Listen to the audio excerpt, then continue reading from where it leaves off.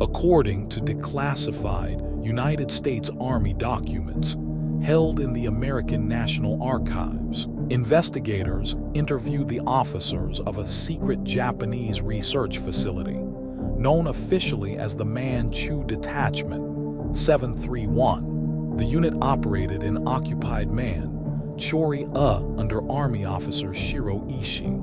Rather than prosecute the men who ran it, American authorities granted immunity in exchange for their research data.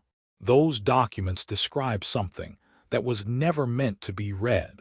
Inside that compound in occupied Manchuria, human beings were used as laboratory material, cut open without anesthesia, infected deliberately, and recorded in neat columns of data. At least 10,000 people are believed to have died there. And when the war ended, the men responsible did not hang. They walked into comfortable post-war careers, protected by the country that claimed to be prosecuting war crimes. The facility sat at Pingfang, on the outskirts of Harbin, disguised as a water purification department. Behind the walls stood incinerators, prison blocks, animal houses, and laboratories built to industrial scale. Its commander, Shiro Ishii, was a physician with a doctorate and powerful patrons inside the Japanese army. He argued that biological weapons were cheap, deniable, and decisive. The army agreed and gave him a budget, a workforce of thousands, and a supply of human beings, the paperwork never called human. Prisoners were catalogued as Maruta, meaning logs, as if the compound were a lumber yard.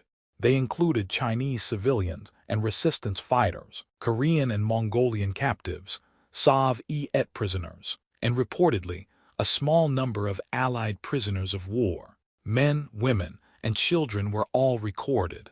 The language was deliberate.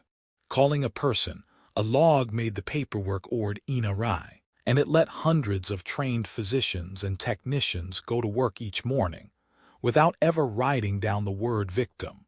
The experiments were not random cruelty.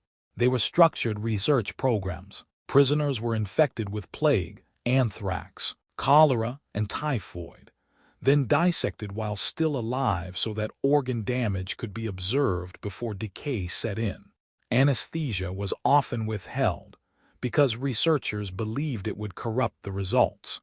Others were frozen to study frostbite, subjected to pressure chambers, or shot to test wound treatment. Every death produced a number, and every number went into a report intended for military planners. The work did not stay inside the walls. Unit 731 field-tested its weapons on Chinese towns, dropping ceramic bombs loaded with plague-infected fleas and contaminating wells and food, supplies with cholera and typhoid. Entire districts sickened. Estimates of the dead from these field operations run far higher than the deaths inside the compound itself, reaching into the tens of thousands and, by some accounts, beyond. It was the first time in modern history a state industrialized disease as ammunition. In August 1945, with Soviet forces advancing into Manchuria, the unit destroyed itself. Buildings were dynamited, records burned, and remaining prisoners killed so that none could testify. Infected animals were released into the countryside, seeding outbreaks that killed for years afterward. The staff boarded trains south under orders of absolute silence. Ishii reportedly told them to take their secret to the grave. Most of them kept that promise, and then discovered they would not need to. American occupation authorities learned what had happened almost immediately.